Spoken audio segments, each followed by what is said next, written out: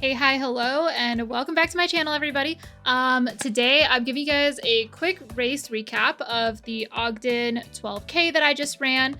It is part of the Ogden Marathon series, so there was a full marathon, half marathon, 12K, and a 5K that happened just this morning. It's about noon, so I'm home. I haven't showered yet, but we got breakfast like I do after a race, and I'm just here to talk about the race. So here I'm gonna pull up the the schedule that they gave us. Let me just say, yesterday when I went to pick up my race packet, I did not realize the schedule. I, for some reason, did not read this ahead of time. Make sure you always do that. But apparently there is a bus loading schedule because I did not realize that the start for the race was in the canyons. I don't know why I didn't think that through. Honestly, my brain for some reason thought that, oh, I knew we were running an Ogden Canyon, but I didn't realize the start would be up there. I thought it was gonna be like an out and back because that's typically what a lot of my courses have been, especially since this is all about running through the canyon.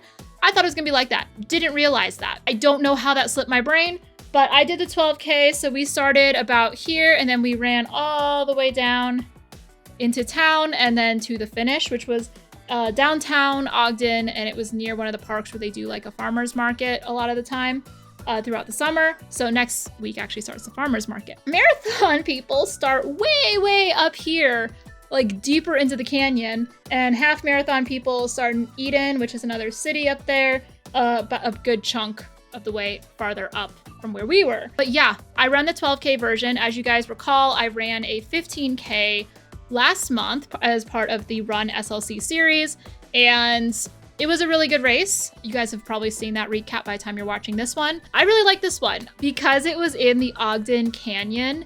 Everything was downhill. So when you were in the canyon, pretty much you were either going downhill or you were like a little flat part, and then it was downhill some more, which wasn't bad. It's gonna be a little rough on the knees. I can already feel it going up and down the stairs now.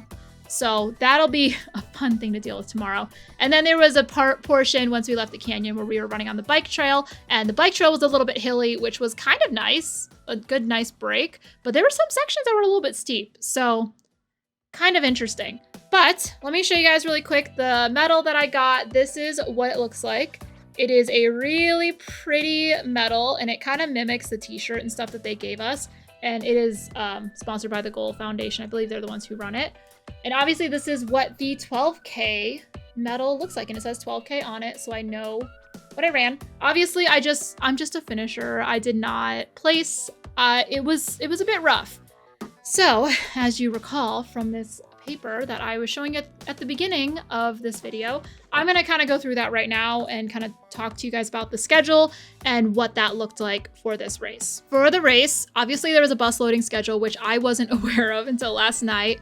But I had to get on a bus or a shuttle to get up to the starting line, and there was only a small 30-minute bracket that I had to be there and get on a shuttle. If I did not get on any of those shuttles, I was not going to be shuttled up to the race. I would have had to walk, bike, or find some other method to get up the canyon to start. So that was a bit rough. It would have been rough if I had to do that. But honestly, I was able to make it. I got on the bus. My loading time was between 5:30 and 6 a.m., which means I had to get up around 4 a.m. my time. I don't like getting up that early for a race, even though my race didn't start till 7 a.m. I honestly thought it started at 8, so good thing I checked all this. We loaded between 5:36. I got up, my bus left around 5:45, 5:50, and we got up to the start and unloaded from the buses around 6 a.m. Only took like 15-20 minutes to get up there. Once we unloaded, basically the girls that I was sitting with and talking to, we all got into the porta potty line, or what we thought was the porta potty line. We stood there in line almost like pretty much up until the race started.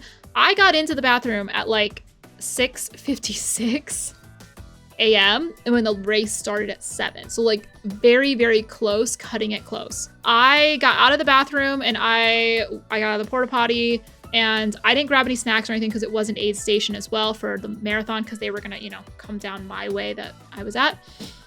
I didn't grab anything, didn't need any water or anything, just really needed to use the porta potty before we started. I got to use it. I got in line with everybody else. I got to start on time with everybody. Honestly, I think I was about like a minute behind the actual official start time, but our race bibs are chipped, so it goes off of my chip time. So I was able to use that. On my phone, I'm gonna pull up the time. So I finished in 1 hour, 39 minutes and 48 seconds, and that was my Garmin time. It's not my official chip time. I will put that on the screen wherever it is. But yeah, I honestly thought that wasn't too bad. It was a bit rough, but that still puts me around a 13 something pace. Breakfast, I just had a cashew butter and apricot jam, like PB&J kind of sandwich. I had a Highball energy drink. I only had half of it, not the full drink. I was hydrating with water. I also had some of my powdered greens, like in like a, you know, drink mix this morning. Just trying to stay hydrated. I made sure to put sunscreen on. I had my sunglasses on my head most of the race, but I did pull them down occasionally when it got a little bit sunny. All throughout the race, I was switching between Gatorade and water at all the aid stations. So like if I grabbed Gatorade at one, I would grab water at the next and then just keep switching. I did get a side stitch. It was really annoying towards the end. And the first mile, kind of like it does all the time, I had my right shin bothering me, and it was the same right shin that bothers me every single race. So I'm gonna look into that and see if there's like a different type of warm up that I need to be doing to make sure that doesn't happen in the future. And then probably about like the mile 2-3, that pain went away, but then the other shin started hurting, and I'm like, oh crud, I have a feeling this has to do with just going downhill and it being a lot of impact on my legs, because I do occasionally hill train, but mostly incline, not decline. So this was new for me, and I definitely want to run this race again, so I'll have to consider that with my future training. It was a really good race. It was a beautiful canyon. I would highly recommend it. And like I said, I want to run it again. I'm really hoping that maybe I can run the half marathon version. Overall, good race. I mean, obviously I took some pictures throughout the race, so I was a little bit slower because of that as well, but it was enjoyable. I felt a lot better about how I finished this race versus how the 15K went. I felt like with the 15K, I was basically dying, and this one was just hot and gross, but you know, it was a really fun race, and it kind of reminded me of, I had a little bit of some flashbacks to the first race that I ran doing the Air Force 10K, and it was just very similar to that. So at the end of the race, they did have like a little bit of a festival. So they had some booths, we could pick up some stuff. We took some pictures. And then honestly, we didn't really stay because I'm pretty sure all the friends that I had made already left because they finished before me. And there was one girl who I think finished after me, but I didn't see her at the finish. I waited around a bit and still couldn't find her. So, but yeah, that's pretty much my day. I'm gonna shower and get cleaned up and probably start editing all of these videos because I'm really behind on editing. And I'm basically gonna add this to my collection back there. I think that's all I have for you guys on this race recap.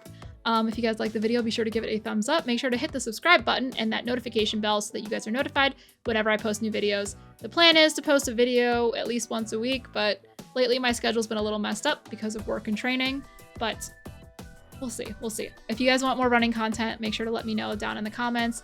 And if you guys have any ideas for me as well, I'd be happy to work on some videos. I'll see you guys next time.